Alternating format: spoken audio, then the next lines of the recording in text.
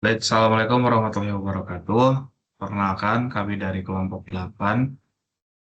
Di sini kami akan presentasikan tugas kami mengenai SPM untuk mata kuliah pembelajaran mesin.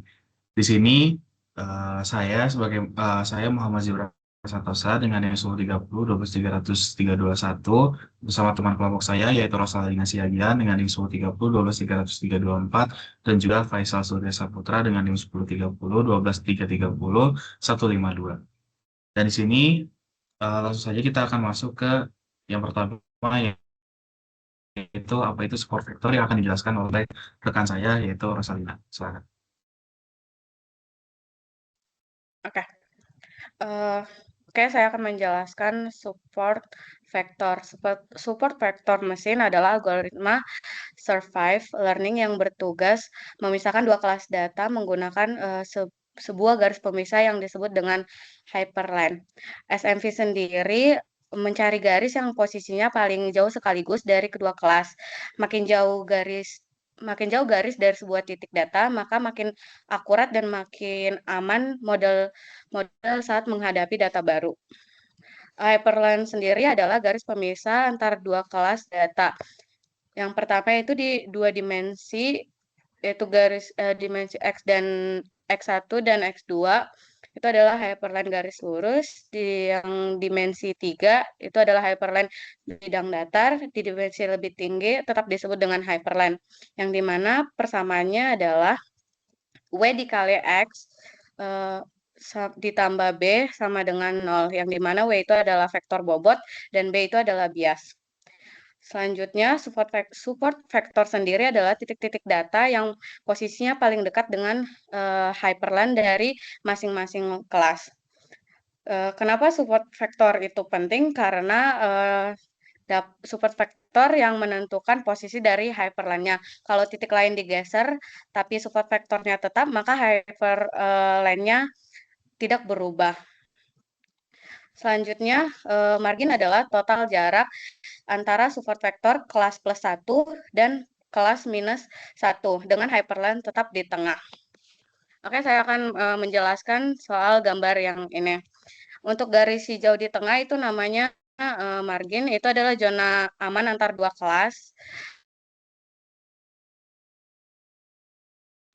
Itu adalah batas margin untuk kelas plus 1, yang dimana itu namanya adalah H plus 1, dan juga ada juga pasangannya di kanan, yaitu disebut dengan kelas minus 1. Selanjutnya, titik vektor biru yang di kiri, yang dilingkari dengan garis putus-putus dan juga satu garis titik merah yang di kanan, itu namanya supervektor. Eh, mereka ini adalah titik posisi paling dekat ke hyperlink dari masing-masing kelasnya.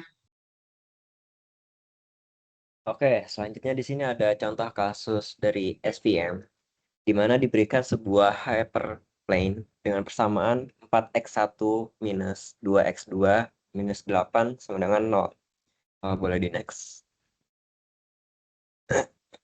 Nah, sebelumnya untuk menentukan kelas dari suatu titik X1 dan X2 itu kita memasukkan nilai titik tersebut ke dalam fungsi hyperplane, di mana fx, x1 itu ada di 4x1 min 2x2 min 8 sesuai dari contoh yang diberikan tadi. Di mana di situ terdapat 3 aturan klasifikasi umumnya. Jika fx1, x2 itu lebih besar dari 0, maka titiknya itu berada di kelas positif 1. Terus aturan kedua itu jika fx1, x2-nya itu kurang dari 0, maka titiknya itu berada di kelas negatif atau negatif 1. Terus yang terakhir itu ada jika fx1, x2-nya itu sama dengan 0, maka titiknya itu berada tepat di atas hyperplane. Boleh di next. Oke, di sini kan fungsi hyperplane-nya itu fx1 seperti yang sudah dijelaskan tadi. Di mana untuk menentukan kelas dari suatu titik x1, x2, Jadi kita bakal masukkan nilai titiknya itu ke dalam fungsi hyperplane-nya. Boleh di next. Nah, di sini diminta untuk titik 1 dan titik 2, di mana F1,2-nya itu sama dengan 4 kali 1 dikurang 2 kali 2 dikurang 8. Di mana 4 kali 1 itu 4, terus 2 kali 2 itu 4.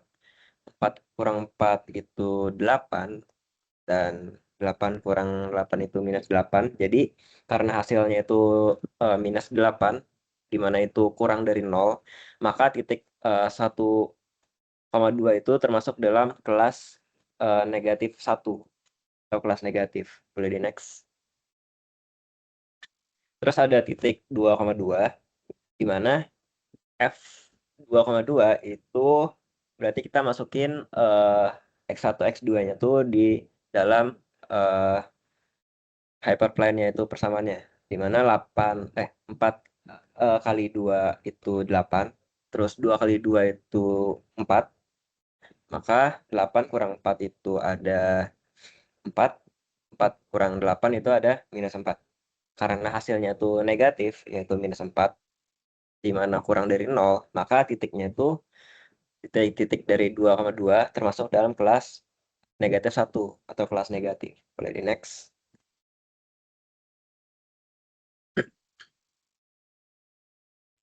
Oke, terus yang terakhir itu ada titik 3,1, sama seperti tadi juga, di mana kita masukin titiknya tuh ke X1 dan X2-nya ke dalam rumus persamaannya. Di mana 4 kali 3 itu 12, 2 kali 1 itu 2, 12 kurang 2 itu 10, 10 kurang 8 itu sama dengan 2. Jadi karena hasilnya 2 atau positif 2 lebih besar dari 0, maka titik 3,1 itu termasuk ke dalam kelas positif 1 atau kelas positif. Boleh di next. Oke, selanjutnya akan dijelaskan oleh teman saya, Zibran.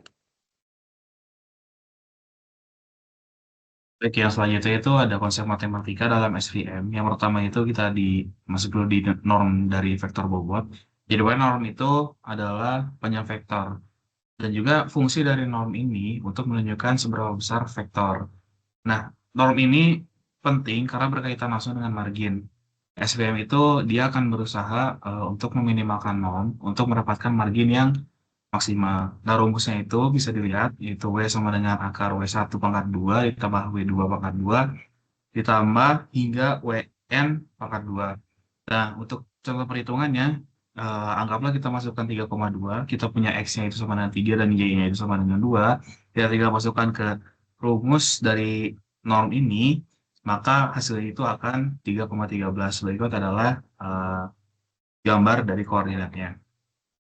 Kemudian yang kedua itu vektor satuan. Nah, vektor satuan dalam SVM ini dia itu suatu vektor yang memiliki panjang atau norm itu sama dengan 1. Vektor satuan ini berfungsi untuk mengetahui arah vektor tanpa memperhatikan panjangnya.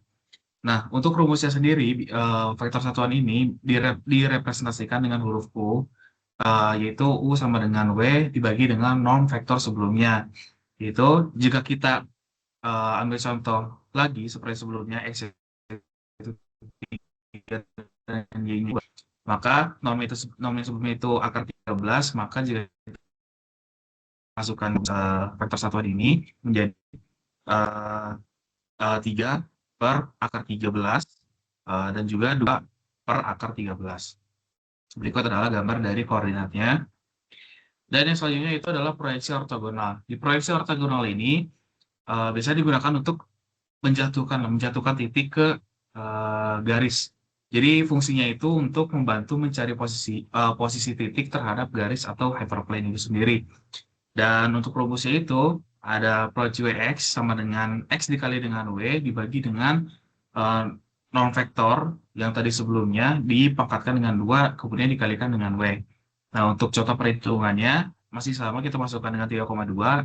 Misalnya kita memiliki 3,2 untuk X dan juga Y-nya itu 3,2. maka yang pertama kita lakukan adalah kita kalikan X dan Y-nya itu, jadi kita akan mendapatkan 13. Dan untuk problem sebelumnya, karena kita mendapatkan akar 13, dan di sini dipaksakan dengan 2, jadi hasilnya ada 13. Maka hasil dari proyeksi ortogonal itu akan menjadi 3,2. Nah, berikut adalah sebelah kanan, itu gambar dari koordinat di proyeksi ortogonal untuk X 3,2 dan juga Y-nya 3,2. Dan selanjutnya itu adalah jarak antar titik. Nah, jarak antar titik ini digunakan untuk menganalisis data yang berfungsi untuk mengukur kemiripan antar titik. Nah, jarak antar titik ini menunjukkan seberapa dekat dua data di dalam ruang fitur itu sendiri. Nah, rumusnya itu kita menggunakan rumus D sama dengan akar X2 min X1 pangkat 2 ditambah dengan Y2 min Y1 pangkat 2. Nah, untuk contoh perhitungannya, kita gunakan yang sebelumnya, yaitu 3,2. Anggaplah kita mempunyai untuk bagian A-nya ini adalah 0,0 dan juga bagian B-nya itu 3,2. Nah, kita masukkan ke rumus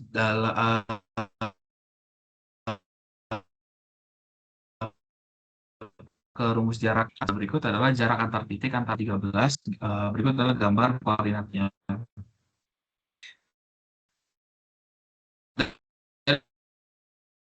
Selanjutnya adalah margin pada SP itu adalah jarak antar hyperplane dan titik terdekat.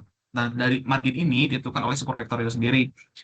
Nah, dalam margin, SVM itu akan memilih hyperplane dengan margin yang terbesar agar modelnya itu lebih stabil dan juga akurat.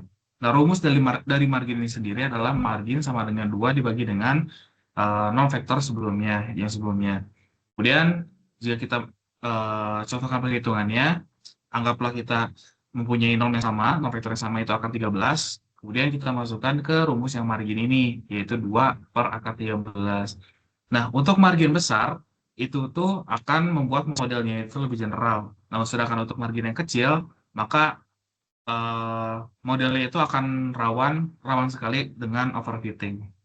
Nah, berikut adalah visualisasi gambar untuk koordinat margin pada SVM ini untuk 3,2.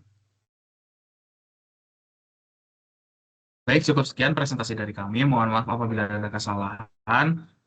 Terima kasih. Assalamualaikum warahmatullahi wabarakatuh.